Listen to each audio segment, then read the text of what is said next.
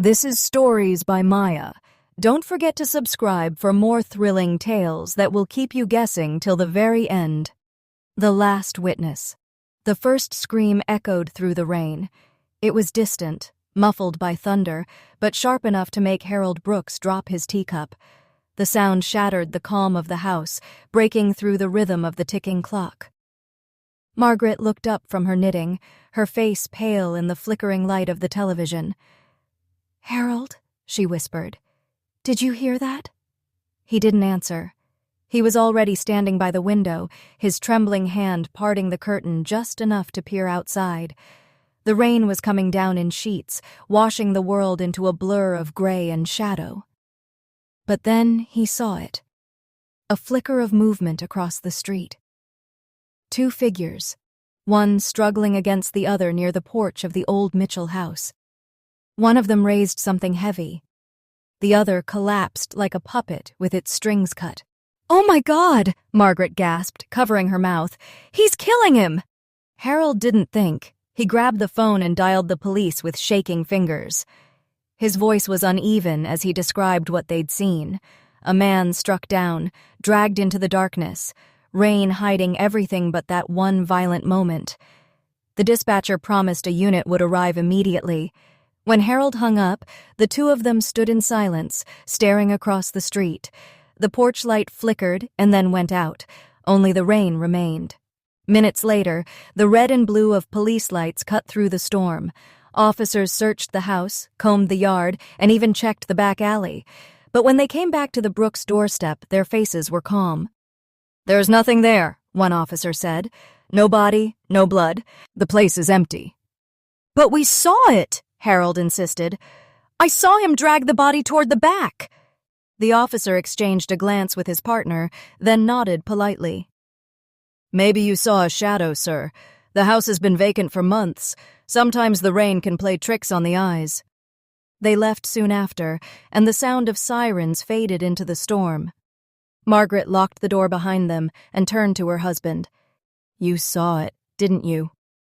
He nodded slowly. "I saw it as clear as I see you." That night, neither of them slept. The wind howled around the house, and the floorboards creaked like something shifting in the dark. Every time Harold closed his eyes, he saw the moment replay. The shape falling, the dragging motion, the lifeless body disappearing into the rain. By morning, the world was quiet again. The street glistened under the weak sunlight, and the house across the road stood as silent as ever. No police tape, no sign of anything wrong, just an empty shell with boarded windows. But something had changed in Harold's eyes. He looked older, more tired. His hands shook when he tried to pour his tea. Margaret noticed the dark circles under his eyes and tried to distract him with conversation, but he barely heard her. His mind was somewhere else, replaying the scene over and over. 2 days later, Detective Cole arrived. He was a calm, middle-aged man with weary eyes and the patience of someone who'd seen too many strange cases. He asked them to tell the story again, every detail they remembered. Harold explained what he saw, how the man lifted something heavy, maybe a hammer or a pipe, and struck the other. Margaret confirmed it. They both described the scene perfectly, their voices steady but anxious. Cole nodded thoughtfully. "It's just odd," he said. "The house hasn't been occupied for weeks. We checked all entrances, the yard, even the basement. No sign anyone's been there recently, but I'll keep digging." After he left, Margaret stood at the window, staring at the empty house. "What if he's still there?" she whispered. "What if he's hiding somewhere, waiting?" "Who?" Harold asked. "The man we saw." Harold didn't answer. His reflection stared back at him from the glass, pale, tired, uncertain. That night he dreamed of the same scene again, but this time the details were sharper. He could see the victim's face, twisted in terror. He could hear the thud of metal against bone. And when he woke, he was drenched in sweat, the sound of rain still echoing in his ears. The days passed slowly after that. Harold started forgetting things, where he'd left his glasses, what day it was, whether he'd eaten breakfast or not. Margaret worried but said nothing. She watched him closely, afraid of something she couldn't name.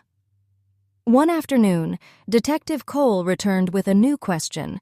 He asked if they'd ever had trouble with any neighbors, anyone who might hold a grudge or any strange incidents from the past. Harold shook his head, but Margaret's eyes flickered for just a second. A momentary hesitation the detective didn't miss. "Are you sure?" Cole asked. She nodded. "We've lived here peacefully for 50 years. We've never had trouble." Cole thanked them and left, though his expression suggested he didn't entirely believe her. That evening, Harold went into the garden to clear his mind. The rain had stopped, leaving the air thick with the smell of wet soil. He stood near the fence, staring at the old shed at the back of the yard. It was small and rusted, half covered in ivy, the door hanging crookedly on its hinges.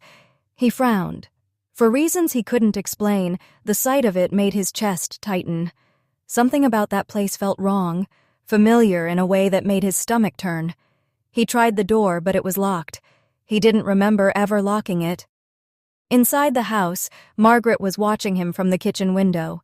When he turned toward her, she quickly looked away. That night, Harold couldn't stop thinking about the shed. He told himself it was nothing, just an old building filled with tools and forgotten junk. But the image of the man being dragged into darkness haunted him. The faces in his dreams were becoming clearer, too clear. And the more he tried to remember, the more his head began to ache. A few days later, he climbed up into the attic, searching for an old flashlight. As he moved boxes aside, he found something that stopped him cold. A photograph, yellowed with age. It showed him and a young man smiling in front of the very same house. On the back was written in faded ink, "Daniel, 1993. Harold's hand trembled. He didn't know anyone named Daniel. He took the photo downstairs and showed it to Margaret. Her face drained of color. "Where did you find that?" she asked quietly. "In the attic," he said. "Who is he?"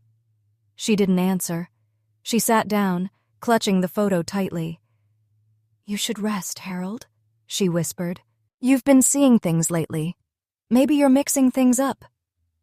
But her voice quivered, and Harold noticed her eyes glistening with tears. Something inside him cracked. "I know that face," he said. "I've seen him before." Margaret looked away. "Please, Harold, stop." But he couldn't. The images kept flooding back. Rain, shouting, anger, a flash of metal, the sound of something heavy hitting the ground. His breathing quickened. "I saw it happen," he whispered, "but it wasn't across the street. It was here." Margaret's lips trembled, but she said nothing. The next morning, police cars lined Maple Street again. Detective Cole stepped out, holding a folder in his hand. His expression was grim. He told them that new information had surfaced. A missing persons report from 1993, a man named Daniel Reeves. The report listed the Brooks address as his last known residence. He had rented a small room from them while working at a nearby hardware store. Then one day, he vanished. Cole's tone was calm but heavy. "Do either of you remember him?" Margaret said softly. "He used to help Harold in the garden." Harold's hands began to shake. His voice cracked as he spoke. "What are you saying, Detective?" Cole sighed. "We found traces of a disturbed soil near your shed. We're bringing in a forensic team tomorrow." That night, Harold sat in his chair, unable to move. The rain had returned, tapping against the windows like it had that night so many years ago. Margaret sat across from him, her hands clasped tightly. Finally, he said, "Tell me the truth." She closed her eyes. "You don't want to remember, Harold." "I already do," he said, his voice trembling. "I saw him fall. I saw myself holding the hammer." Margaret began to cry. "You lost your temper. He threatened us, demanded money, said he'd take the house. You didn't mean to do it. I buried him so no one would ever know. You forgot, and I let you forget." Harold stared at her, tears in his eyes. "All these years." "I did it to protect you," she said. "You were sick. You didn't know what you were doing." The sound of sirens grew louder outside. Police lights flashed against the curtains. Margaret stood and looked at him one last time. "They'll take me, not you. They'll see you're not well. Just stay quiet." When they led her away, Harold didn't move. He sat by the window, watching as the rain washed the street clean again. The house across the road stood silent, just as it always had. The porch light flickered once, then went out. Detective Cole approached him gently. "Mr. Brooks, do you understand what happened tonight?" Harold looked at him, his expression distant. "I told you," he said softly. "I saw a man killed." Cole hesitated, unsure whether to answer. Harold turned back to the window. His reflection stared at him from the glass, hollow-eyed and lost. For a moment, he thought he saw two figures struggling again in the rain. He blinked, and they were gone. He whispered to himself, "I was the last witness." You've been listening to Stories by Maya. If you enjoyed this mystery, don't forget to like, share, and subscribe, because in every home, behind every smile, a secret is waiting.